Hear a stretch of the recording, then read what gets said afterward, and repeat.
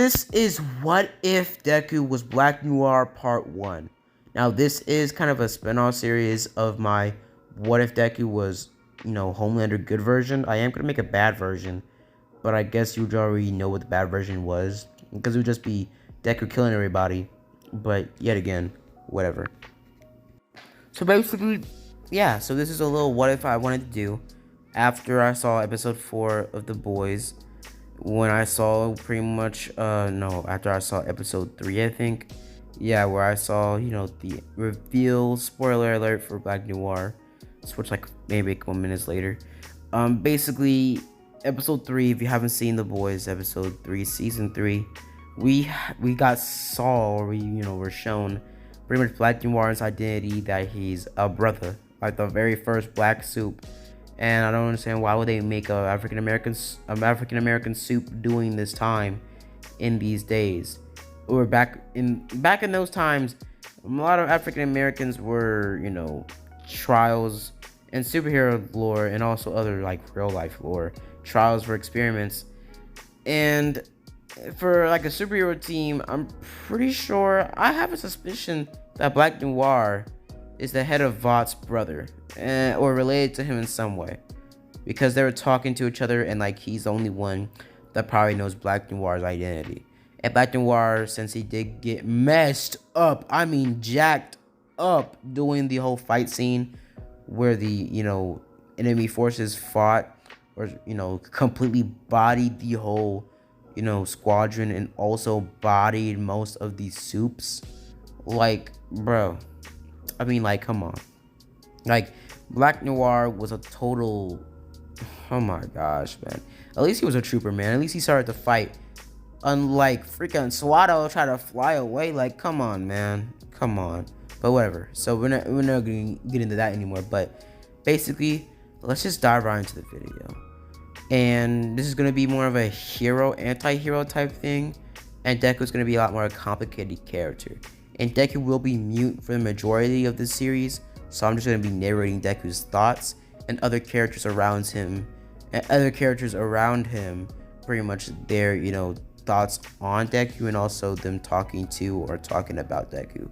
So yeah, so let's dive right into this universe's version of Vought, and pretty much this world merged with The Boys, My Hero and Vought, or pretty much The Boys merged in this universe.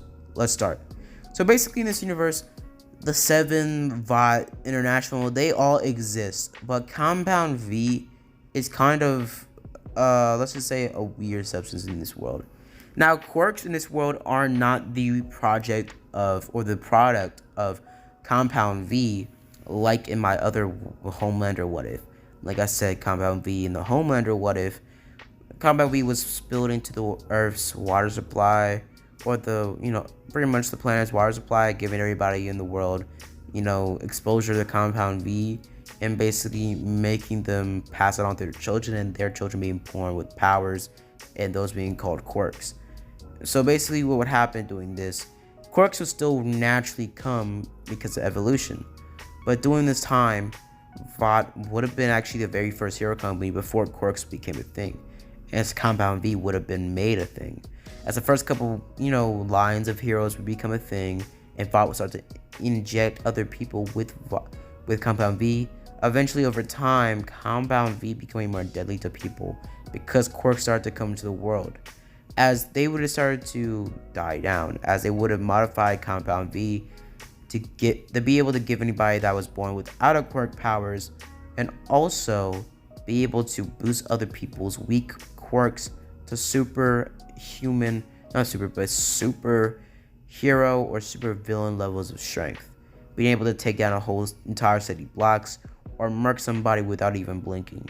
So to put it simple, pretty much Vought International made a drug-inducing quirk, drug that pretty much strengthens your quirk, and also would make a drug to give anybody that was quirkless a quirk or powers.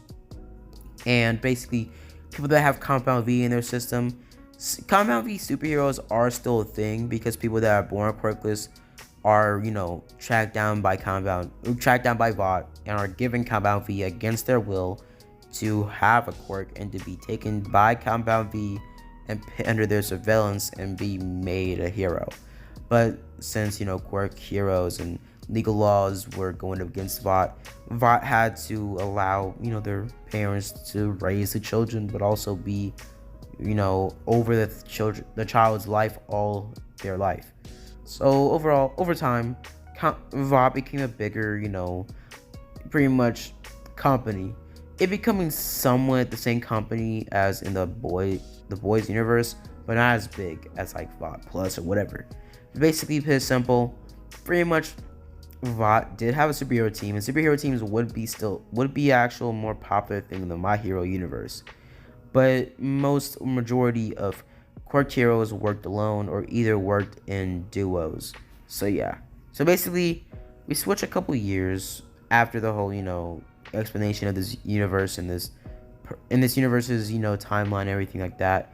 Basically, majority of this universe, soups or quirk people would have actually been having alternative motives, turning to drugs, alcohol, and other things like that, as in the boys universe. Majority of them, about 56 or 60% of them, wouldn't be going towards that. Basically, them being more like the loving My Hero versions of themselves.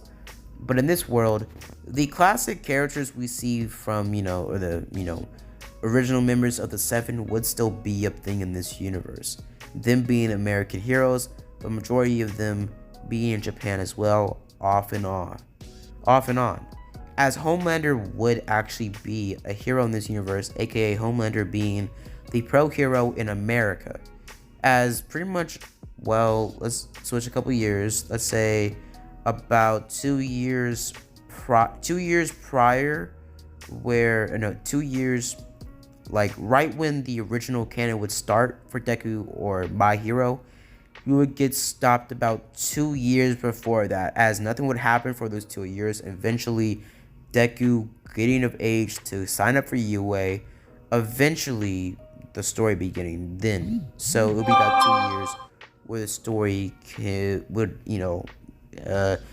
branch off. But basically, let's just dive right into the video without me explaining more and more about this world. And also, pretty much All For One, I think, yeah, All For One will be this universe's version of Billy Butcher. He'll still have a quirk, yes, but he'll just despise Compound V and literally the drug itself. But basically, let's just dive right into the video and into Deku's story. As we start with Deku's origin and how he became Black Noir.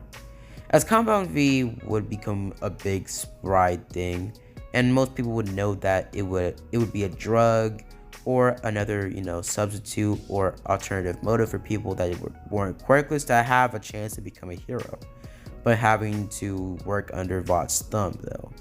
Or pretty much most people that had quirks did have to make deals with Vought to become heroes or get their own merch that was on big level or big high quality. So yeah, so basically over the years Vought became bigger and bigger, but wouldn't become as big as other hero companies like Endeavor or pretty much Endeavor or the Big Three or My Hero or the Academy. So pretty much Vought would have their own hero academy, but it would be not as big, and it would be a lot more, let's just say, boys-ish. It would be really, let's just say brutal.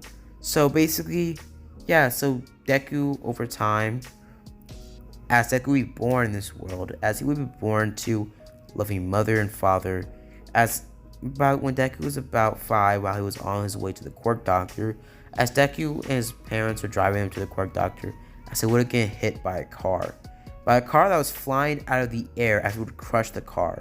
As Deku would be able to survive, as Deku's arm would be badly injured, and I mean injured. I mean like it was fractured in so many different ways that his arm looked like a freaking twisted, bent piece of paper. I mean, it was crushed. It was obliterated. His legs and his torso and other parts of his limbs were kind of cut, but not actually broken. So pretty much Deku went into shock, and the police showed up. As they would be confused on some sort of soup or some sort of quirk person did this, as the car flew out of the air and hit the other car, and it was a family in the car, and none of them had a flight quirk or a quirk that had telekinesis or a gravity quirk. So someone had to drop the literal car out of the air and hit the other car. And it was a highway, so it could basically be any other car. The highway stopped, the police showed up, they got Deku out of the car, and they evacuated the, pretty much area, or closed off the area, and pretty much cleaned up the crime scene after they analyzed everything. During this time, Deku would be put into foster care or put into an orphanage, as Deku would be surveilled there. As Deku would, over the couple months, he would eventually have to be seen by the orphanages, or the orphanage, pretty much, resident quirk doctor, as they would have told Deku was quirkless. As Deku would be sitting there, as Deku a couple months later, when Deku was about pretty much, he would be still 5 years old, like about 2 or 3 months later, as Deku would basically just be sitting down in the orphanage, him still mourning the loss of his parents, as he would eventually get a knock on his, room, as a couple of the kids that were sleeping in the same room as Deku basically were confused, as one of the kids would have opened the door, as they would have seen a man in a black suit basically looking around, as he would have a VOT International logo on his suit. As he would have looked at Deku, saying, "Are you Izuku Midoriya?" As Deku would have said, "Yes, sir." As he would have said, "You're coming with us. We have an opportunity for you. Somewhere you can go to become a hero." As Deku would have replied, saying, "I'm quirkless. How could I become a hero?" As they would have said, "We work for VOT International. Ever heard of us, kid? We can give people a chance to become heroes, even if they're quirkless. Come with us." As Deku would still be in the right age, pretty much range to become, a soup from Compound V, as they would have grabbed Deku and would have put him in a car, driving him to VOT International's lab, as it would be designated in Japan, as they would have taken Deku underground and would have started their trials of experiments for a solid about 4 to 5 years. When the time Deku was about 10 years old, Deku was subjected to tests, trials, and even field tests to different areas around the world: Vietnam, Japan, other ways, or other pretty much towns or cities in Japan, and also pretty much Russia, Canada, and other countries and cities as well. As Deku would also be on so many other Black Ops missions with the military as well, being designated as a covert mission, or pretty much their armor or their muscle. As Deku would be a very scrawny kid, but would have been very deadly. As pretty much during this time, they would have pumped Deku with so much Compound V in his cells, putting him through so many tests and tribulations. I think that's what you call it, tribulations, and Deku would eventually become Black Noir. From a young age, by the time we get switched a couple years later, Deku will be about 15, and Deku would be incredibly deadly, being able to kill a man with a single blow. Like a single blow, just like with one arm movement, he can kill a single man, or kill multiple men in about 3 moves. About 15 men in 3 moves. Deku was incredibly deadly, even more deadly than freaking I guess Ra's al Ghul or even Lady Shiva, as Deku would be incredibly versatile in literally every martial arts VOT knew about, or even humanity had records, or pretty much records, or track on multiple martial arts. He basically knew every martial arts you could learn with modern technology, or any martial arts you could learn that you could Google up or you could find anywhere. So he learned every form of martial arts, monkism. He literally trained for years as a monk as well. So Deku basically was Batman levels of trained and experience, as he would basically go against multiple different enemy sources and pretty much combat, and he would be extremely over let's just say competent, or over experienced, as Deku would basically go against all matters of threats. Supervillains, terrorists, everything. Deku would go up against literally virtually everything. As Deku wouldn't have his Black Noir, TV show, The Boys suit, as would be more like the pretty much morph suit The Boys Noir in the comics had, because he just was muscular with a full-on purplish black morph suit, and that's what Deku had when he was starting off, because he had regeneration abilities, superhuman strength, speed, durability, reflexes, and also reaction time, him being able to be fast enough to dodge lightning, and also being fast enough to literally look at a torpedo passing by him in slow motion, and even be able to grab it and stop it for a short amount of time.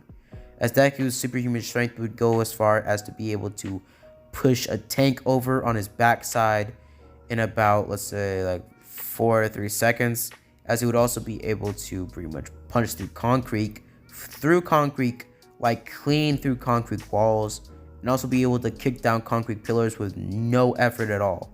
As Deku would also be fast enough and strong enough to catch up with a car and pretty much kick it on its backside with relative ease while he was running alongside it. So Deku was incredibly strong and durable and fast. As Deku's durability would be culminated by his regeneration, as Deku can survive a whole nuclear warhead thrown in his face, and all he would have is a little bit of a burn, or pretty much, let's just say, a very deep burn in his body, but he would quickly regenerate. So pretty much, if Deku was hit with a nuke, his body would look like Deadpool's body, after the whole surgery and stuff, after the whole thing with Deadpool becoming a mutant, stuff like that. His body would look like Deadpool's body all over, but it would slowly start to heal in a matter of minutes. So Black Noir's regeneration abilities Deku's regeneration abilities is pretty strong. He can regenerate whole limbs in a matter of hours, and also minutes he can regenerate from cuts, stab wounds, or gunshots, and also grenades to the face and stuff like that. The only way to kill Deku is decapitation or completely disintegrating every part of his body, or just turn off his brain like a telepath could do. So yeah, but Deku's mental state is very powerful since he trained his body or his psyche to stupid amount of levels. I mean, literally, he trained his body in every way possible. So Deku basically has full body control over his body, even though he already is superhuman. Physically, he basically became as superhuman a normal person could possibly get without a quirk in real life. Plus, he already has compound V in his cells and makes him stronger, faster, durable, and even slows down his aging as well. So Deku is stupidly, just overpoweringly powerful. Like, he isn't like God level, but he is very powerful and very, very experienced. So Deku also has a variety of arsenals, even though he's already very skilled hand-to-hand combat and also foot-to-foot, since he does know he does know kickboxing. Pretty much, Deku didn't really need an arsenal at all until he started to go up against higher class enemies, and he needed to attack from afar since he was sick and tired of getting hit, stabbed, and blown up multiple times, and had to regenerate his body in a couple days to get back on the field. So Deku started to resort to weapons like shurikens, hand knives, and also even as far as poison darts and even sometimes guns, but he didn't want to use guns since it did affect his super senses. Yep, Deku has more powers. Now this is the last ability I'm going to give Deku. Deku doesn't have superhuman hearing, like he can't hear people from miles away, but Deku's hearing can spread about maybe 2 kilometers. So Deku can hear people's, pretty much voices, but if they're whispering, it's very difficult for him to hear anything. So someone's yelling like a mile away or 2 kilometers away, or maybe even talking normally and their inside voice or their outside voice, he can hear them very semi clearly it would be a lot of disturbance because birds chirping, people walking around, people drinking, and overall stuff like that. So Deku can also turn off his super senses anytime he wants, but his super hearing is somewhat always there. So, high frequencies like super screaming or gunshots can be really sensitive to him, but not able to disorient him too much.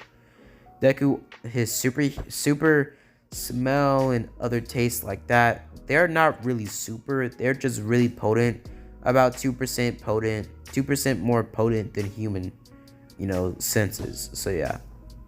His sight is pretty powerful. He can't see in the dark, but that's basically it. He can see in the dark and he has 20/20 vision, but that's basically it. So yeah, so let's get into it. So basically, Deku, from a young age, since he was, going through the coping of his parents' death, plus he was given this new chance by Bot, pretty much his whole motive was, well, since he was trained by monks, he did take a vow of silence for a couple years, but he wanted to stick with it because it became his, logo, as he didn't become a hero yet, because he still needed to get his hero license for America and Japan. So Deku wanted to become a Japan hero, but also American. So they did strike up a deal with UA for him to get a license for anywhere anywhere on the face of the earth as a pro hero if he goes to UA in Japan. So Deku signed up for UA and he was given a recommendation. So he did the recommendation test, passed with flying colors, and we get skipped to Deku going to class 1A. Now Deku would have kind of a black version of pretty much Black Noir's mask, but not his helmet piece. So he would just have a full-on black, very thin a very thin black morph suit underneath his UA uniform, covering up his hair. But his hair would have been really puffy, so without the helmet, with just the, morph suit, you could see the clear outline of his hair. And in this universe, or in this timeline, his hair would be black, so it wouldn't be green in this canon, or in this universe. So Deku would sit down and, he would be mute for the, majority, not the whole time, majority of this series. And if you want Deku to talk, just go in the comments, but I might most likely keep him mute for the majority of the series. So we get switched to Deku basically sitting down and overall just, waiting for Aizawa to walk in. Aizawa walks into class and they're told that they're doing quirk assessments and to get up and get ready to go. As they're all told to get up, as they all sit down. As Deku sits down, as basically everybody is told to pretty much not sit down. I was told to go outside, get their, pretty much sports uniform on. Deku takes off his, pretty much UA uniform, as he still has the morph suit on, but the morph suit's on his body, but butterball naked. So basically, it's simple. He just has the black morph suit on, but nothing underneath the black morph suit. So you can literally just see the outline of his, let's just say, junk. Basically, like the outline of his junk through the ghillie suit when he takes off his pants. So basically, Deku just puts the sports uniform on and gets ready. As Deku basically walks out. As Deku's told to throw the ball, as Aizawa was kind of confused on why Deku has the, morph suit on. And Deku just looks at him with some sort of glare as Aizawa can feel like the tension coming from Deku's face, even though he can't even see his eyes. So he just backs up and just says, go on, as he's a tad bit intimidated by Deku a little bit. Because Deku hasn't said anything this whole time. So Deku chucks the ball as hard as he can and gets about a pretty good score, actually. About second place for this. So, about near third or second place for this. For the long jump, Deku is super athletic, so he just aces this with flying colors. For the race, Deku gets about fourth place. Deku is very fast, but he isn't super speed levels of speed. He is very fast in terms of dodging, but foot speed, like in a race, he can outrun a simple average car, and even go as far as to even be able to keep up with a Lamborghini at his base speed, but not at his full speed. He can push his body, but at a certain point, his regeneration has to be kicked in, because if he runs too fast, he puts too much strength on his legs and he can break his bones. So yeah, I mean, his bones are pretty strong though. His bones are like 5 times stronger than the average peak human's bones. So yeah, so basically, Deku, well, aces the race. The grip test strength gets aces as well. So Deku overall gets about like maybe 4th place or 3rd place, depending on if you want Deku to get 3rd place or 4th place. After that, everybody's handed their syllabus and is headed home. Normally around this time I end the what if, but I'm gonna continue it because there's not that much action getting handed here. So let's get switched to the next part of the story. As we get switched to Deku going back to school or UA the next day, as Deku, where his living conditions, he lives in a penthouse pretty much about a couple blocks or a mile or so away from UA. As pretty much he's about like, not a mile, but he's about like maybe 15 to 16 minutes away from UA. So he's close there. So basically, Deku has an apartment that Bot owns, but is a very, low class, but it's a very expensive but low class, penthouse. And it's Japanese inspired, like full on everything, like waterfalls, zen, like everything. It's like the most calmest apartment you could possibly think of. Just look up Japanese penthouses, you'll see what I'm talking about. Now basically, Deku pretty much leaves his penthouse to go to pretty much the second day of UA as he walks into class 1A. As he looks around, and he pretty much just sees all these students again for the second time, as he kind of sees that some of the girls here are kind of cute. As most of the years that he was isolated going up against villains and other things like that, as he was getting a lot more muscular over time, him being about the same muscularity as Bakugo, but a little bit more perfected and a little bit more built for athletic and pretty much more stealthy attacks, and not as up close and bright attacks as Bakugo throws. And this is the first time we're gonna see narrate the fighting tactics, as the fighting tactics pretty much Deku uses. Now, this is where I'm going to put a lot of GFs to simulate how Deku fights. So let's get into it. So basically, we start our story off with Deku going, and then we start our fight off with Deku basically going to class 1A. They're getting told by All Might a couple minutes or a couple hours later in the class, as All Might walks into class and tells them that they're having a quirk combat training and they get handed their hero costumes, as Deku picks on his. As Deku's hero costume is basically just exactly the same how Black Noir's hero costume was in the Boys series. So he just has the same exact hero costume and capabilities as the original The Boys Black Noir suit.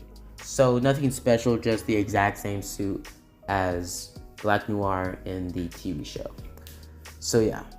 So basically, Deku has the knives, the blades, and the shurikens at his disposal, and also the majority of his suit is bulletproof and fireproof. And also his suit has very high resistance for not high or low, I don't really remember, but his suit has a lot of resistance against friction attacks and stuff like that, and also can pretty much be able to take a lot of blasts, even like strong blasts from Endeavor, but not full strength blast from Endeavor. And at that point, it will start to burn, and basically stuff like that. So basically, Deku's suit is pretty just overall just tactical in terms of keep him semi-safe, even though he has regeneration. He can take a lot of beatings before his suit starts to crack and he has to start to regenerate. So yeah, so basically, we can switch to Deku getting ready. As Deku kind of is told by Ida maybe you shouldn't have the shurikens or the weapons on, as Deku points, without saying anything, to Bakugo's outfit, as Ida quickly sees that Bakugo has whole grenades on his hip. and a giant grenade gauntlet.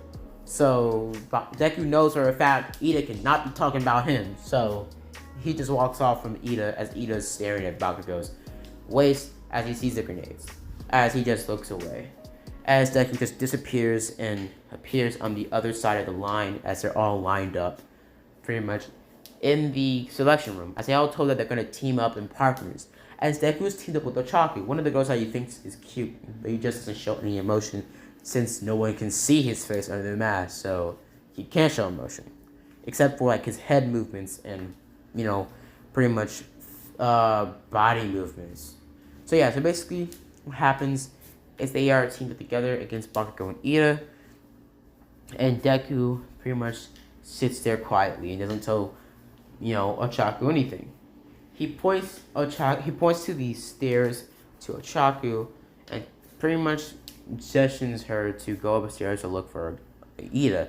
Surprisingly, she understands what Deku was trying to tell her, or trying to point or gesture towards her what she should do, as she says, "I'll go track down Ida," and walks off or runs off with a bright smile on her face, like very optimistic. As Deku's confused as she understood that, but actually pretty impressed. As he just, forgets about this and walks up the stairs, as he looks around for Bakugo, as he pretty much, and since he has a lot of training with physical and mental, pretty much tactics, as he is pretty detective worthy as well. I'm just saying, he kind of Batman-like. He ain't on the level of Batman's detective skills. He ain't that smart. But he is able to first glance know people's personalities and how they would act in certain situations. As he sees that Bakugo's more of the brass and jumping into the fight type of person.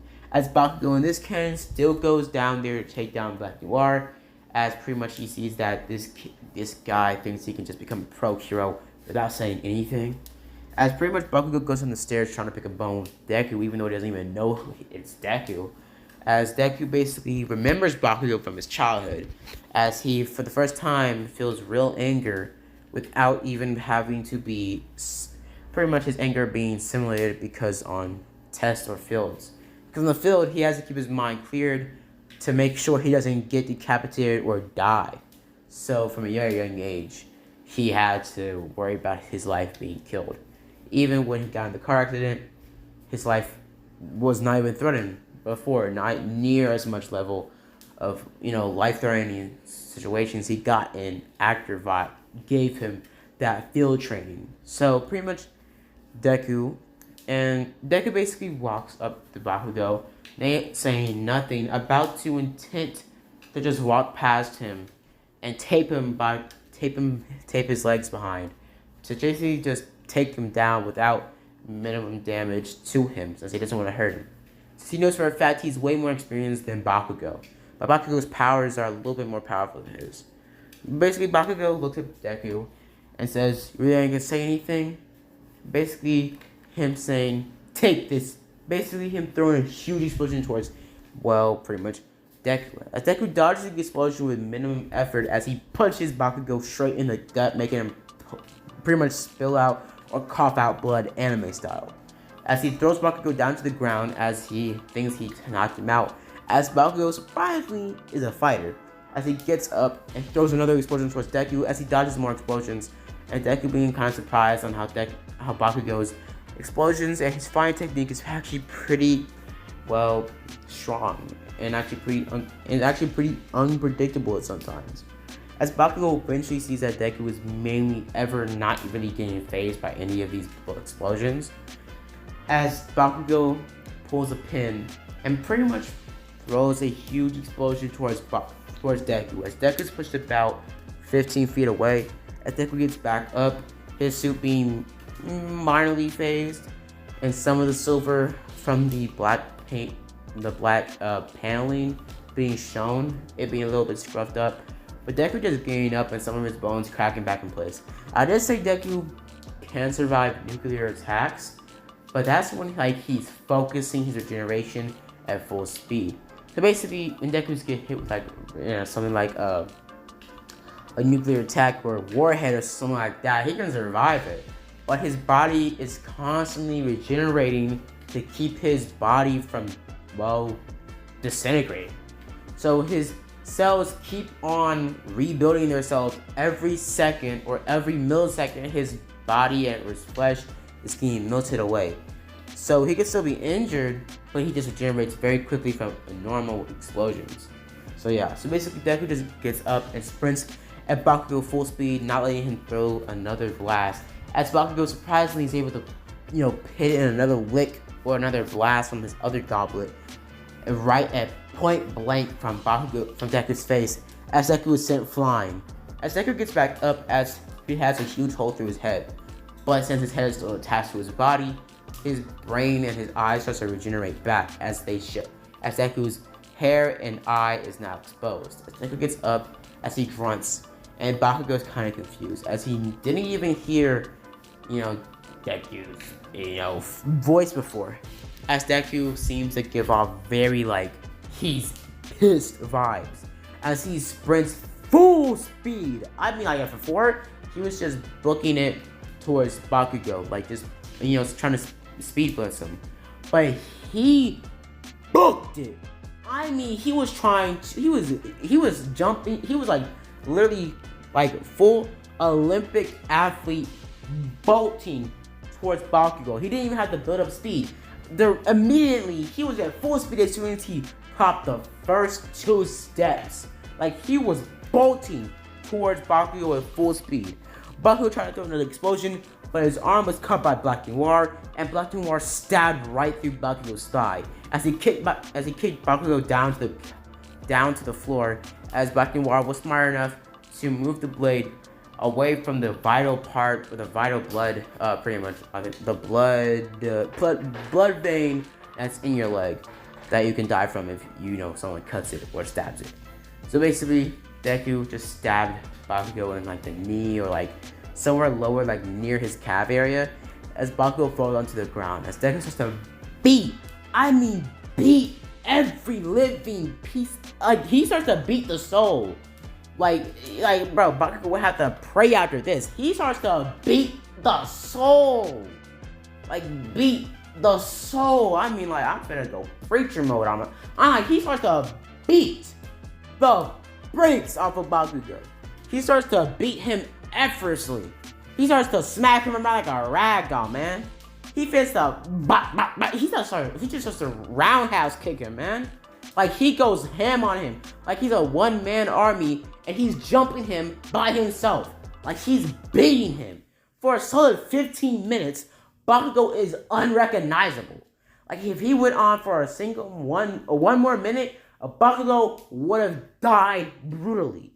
As Ozawa immediately jumps into the pretty much place, as he immediately tells Deku to back up, as he grabs, Bakugo and pulls him out of the way, as he takes it to recovery guard. Luckily, Deku didn't do he did a lot of damage, but he didn't do enough damage to permanently scar Bakugo. So Bakugo was back to new, he was back, he was back to normal after a couple cases from pretty much recovery go, and most of the attacks were from Bakugo's Bakugo's pec to the top of Bakugo's head.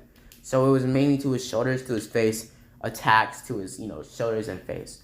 So yeah, so basically, Deku just continues with it as he sees Ochaku fighting and trying to get the bomb from Ida, as Ida starts to run around.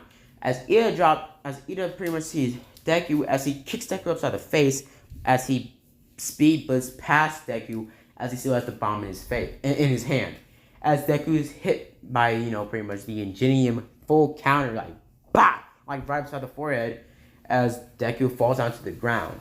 As Deku gets back up, throwing a shurikens towards Ingenium's or Ida's pretty much engine, as it throws off his speed, as it makes him stutter, or makes him trip up.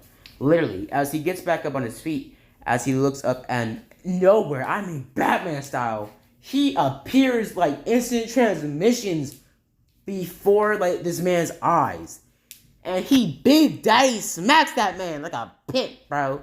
He big daddy smacks, where my money at? He smacks the soul out of Ida. And Ida falls to the ground and he's laid out. He's laid out. Like, he's gone. He's gone. His soul has left his body. He is talking to the Lord now. He is gone.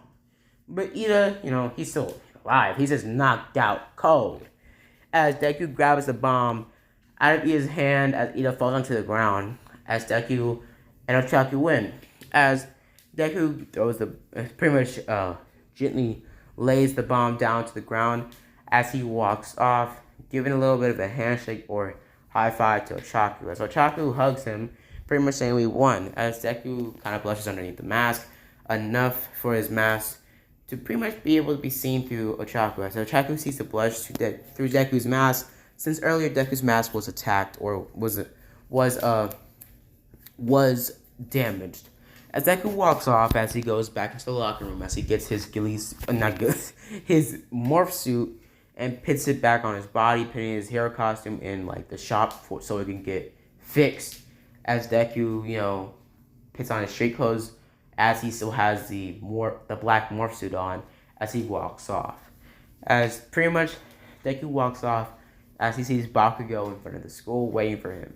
As Bakugo looks at Deku and says, "So, you think you just drop me in front of all those extras and get away with it?"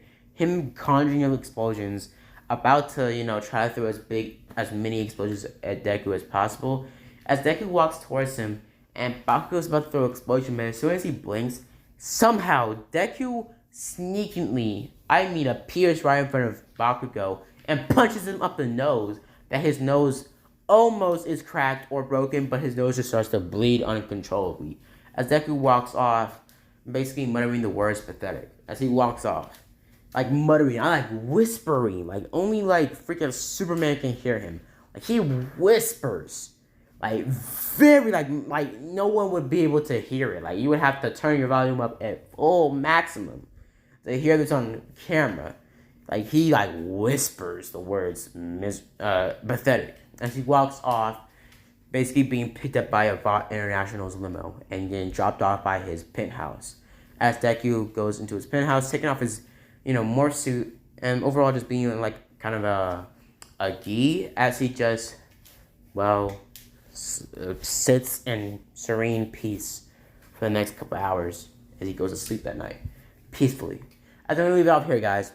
So I hope you guys enjoyed the video. Please like and subscribe. And I will be introducing the murderer that was the cause behind Deku's mysterious death of his parents. But yeah, go in the comments and tell me, who do you think killed Deku's parents? Or who do you think should kill Deku's parents? But yeah, so this is a verse. So yeah, I put a lot of energy in this video. So I hope you enjoyed the video. Please like and subscribe. And as always, guys, have a blessed day.